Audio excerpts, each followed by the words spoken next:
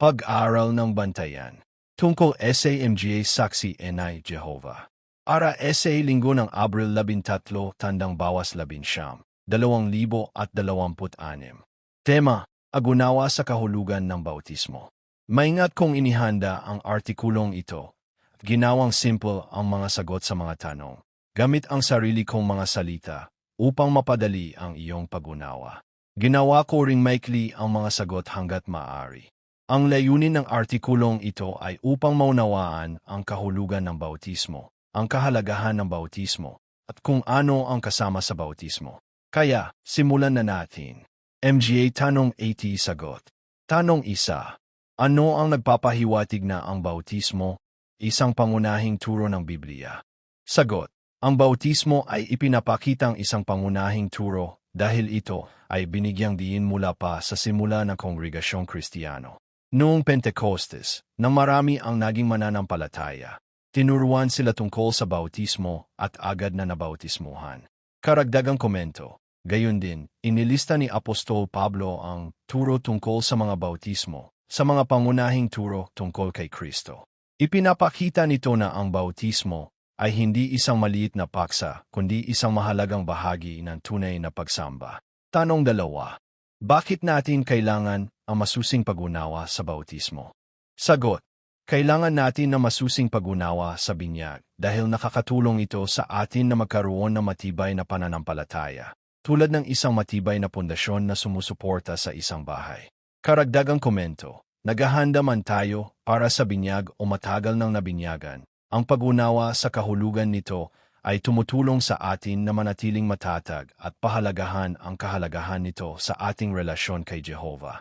Tanong 3. Ano ang sinisimbolo ng binyag? Sagot. Sinisimbolo ng binyag na tinanggap ng isang tao ang katotohanan, nagsisi sa kanilang mga kasalanan, at nag-alay na maglingkod kay Jehovah. Ipinapakita nito sa publiko na kinikilala nila si Jesus bilang daan ng kaligtasan at nagpasyang mamuhay ng naayon sa kalooban ni Jehovah. Tanong 4. Ano ang sinisimbolo ng ganap na paglulubog sa tubig? Sagot. Ang ganap na paglulubog sa tubig ay sumisimbolo na tinapos na natin ang ating dating pamumuhay. Parang paglilibing, na nagpapakita na iniwan na natin ang ating nakaraan. Pagkatapos, kapag umahon tayo sa tubig, ito ay kumakatawan sa pagsisimula ng isang bagong buhay na nakatuon sa paggawa ng kalooban ni Jehovah. Parang tayo ay itinaas sa isang bagong paraan ng pamumuhay. Tanong 5. Ano may hahambing ang gawaing ginagawa mo upang maghanda para sa binyag sa gawaing ginawa ni Inoy upang itayo ang arka? 1 Pedro 3:18, negatibo 21. Sagot.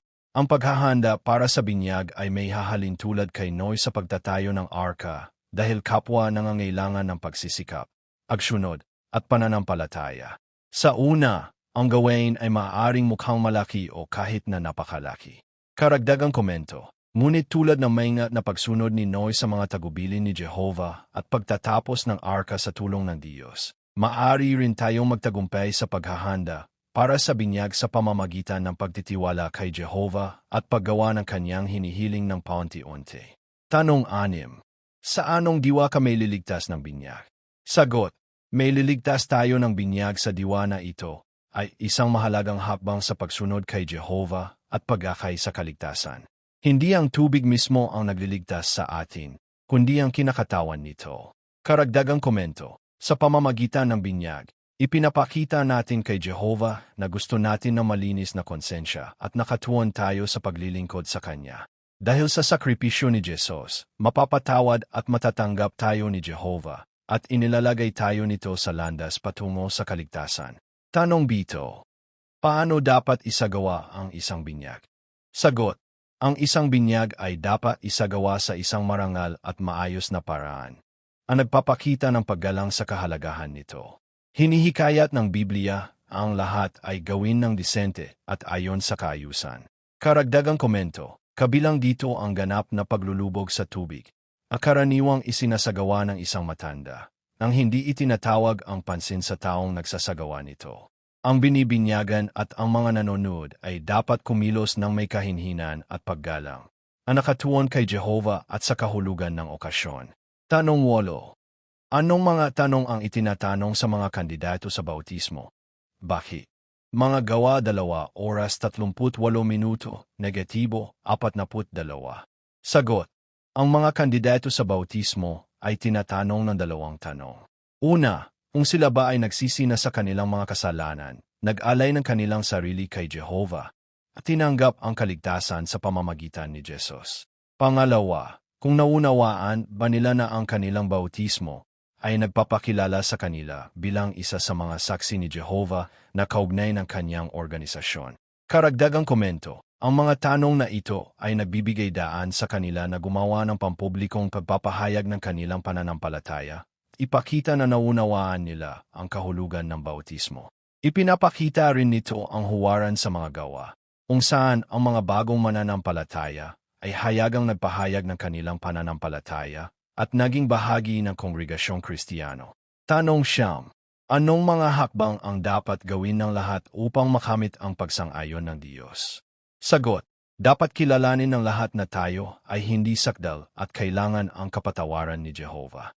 Pagkatapos ay pipiliin nating baguhin ang ating buhay upang sundin ang kanyang kalooban. Kabilang dito ang pagsisisi sa ating nakaraang landas, pagbabalik loob, at tag-aalay ng ating sarili kay Jehovah. Pagkatapos nito, maaari na tayong magpabautismo. Tanong 1-0. Ano ang dapat mong gawin kung dati kang nabautismuhan bilang tagasunod ng ibang relihiyon? Sagot.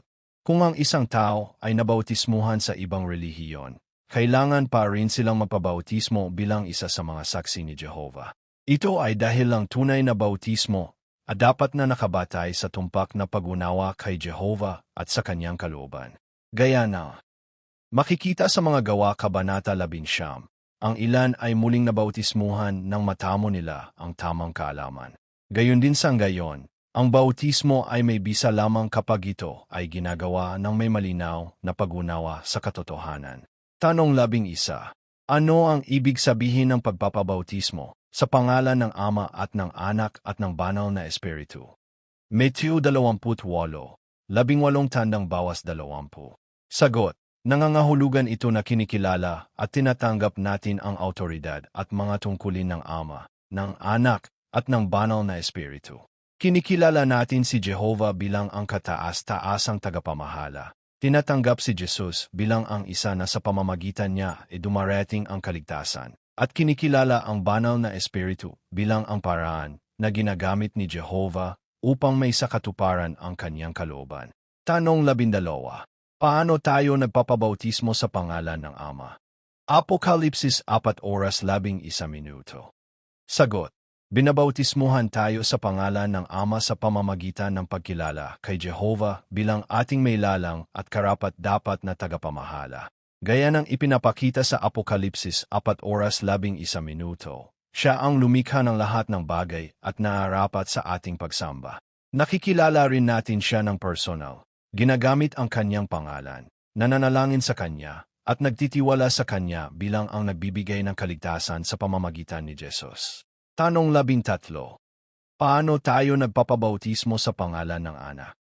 Sagot. Binabautismuhan tayo sa pangalan ng Anak sa pamamagitan ng pagkilala kay Jesus bilang ang isa na sa pamamagitan niya ay makalalapit tayo kay Jehovah at makakamit ang kaligtasan.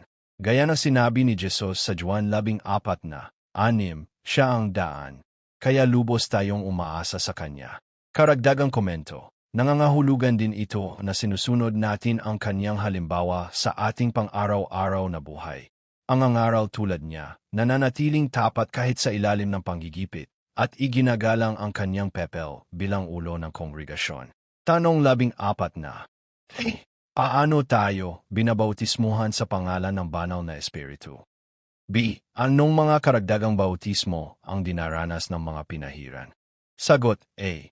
Binabautismuhan tayo sa pangalan ng Banal na Espiritu sa pamamagitan ng pagkilala na ito ang aktibong puwersa ni Jehovah at pagtanggap sa pepel nito sa paggabay sa atin. Halimbawa, naunawaan natin na ginamit ito upang magbigay inspirasyon sa Biblia, kaya binabasa at sinusunod natin ang salita ng Diyos. Karagdagang komento, sinisikap din nating mamuhay sa paraang hindi nakapipinghati sa Banal na Espiritu. Iniiwasan ang malubhang pagkakasala at hinahayaan itong bumabay sa ating pag-iisip at mga kilos. Sagot, B. Ang mga pinahiran ay sumasailalim sa karagdagang mga bautismo sa simbolikong diwa, bilang ang pagiging binautismuhan sa kamatayan ni Kristo. Nangangahulugan ito na handa silang tiisin ang mga pagsubok at manatiling tapat, kahit hanggang kamatayan, tulad ng ginawa ni Jesus. Tanong 15. Ano ang dapat nating maging determinasyon? Sagot, ang ating determinasyon ay dapat na lubos na maunawaan ang kahulugan ng bautismo at mamuhay ayon sa ating pag-alay kay Jehovah. Kung hindi pa tayo nabautismuhan, dapat tayong maging determinado na patuloy na sumulong at huwag hayaang may makahadlang sa atin sa paggawa ng hakbang na iyon. Paano sa sagot? Tanong, ano ang sinisimbolo ng Kristiyanong bautismo? Sagot, ang Kristiyanong bautismo ay sumisimbolo na ang isang tao ay nagsisi sa kanilang mga kasalanan, inyalay ang kanilang buhay kay Jehovah, at nagpasyang sundin ang kanyang kalooban. Ipinapakita nito na iniwan na nila ang kanilang lumang pamumuhay at nagsisimula ng isang bagong buhay na nakasentro sa paglilingkod sa Diyos. Tanong, anong mga tanong ang itinatanong sa mga kandidato sa bautismo? Bakit? Sagot, ang mga kandidato ay tinatanong kung sila ay nagsisina, inyalay ang kanilang sarili kay Jehovah, tinanggap ang kaligtasan sa pamamagitan ni Jesus, at kung naunawaan nila na ang kanilang bautismo ay nagpapakilala sa kanila sa organisasyon ni Jehovah. Ang mga tanong na ito ay nagbibigay daan sa kanila na gumawa ng malinaw na pampublikong pagpapahayag ng kanilang pananampalataya. Ipakita na naunawaan nila ang kahulugan ng bautismo. Tanong, ano ang ibig sabihin ng pagpapabautismo sa pangalan ng Ama at ng Anak at ng Banal na Espiritu? Sagot, nangangahulugan ito ng pagkilala sa autoridad at mga papel ng Ama, ng Anak, at ng Banal na Espiritu, ang pagtanggap kay Jehovah bilang ating may lalang, kay Jesus bilang ating tagapagligtas, at sa Banal na Espiritu bilang aktibong puwersa ng Diyos na gumagabay sa atin. Salamat sa panonood.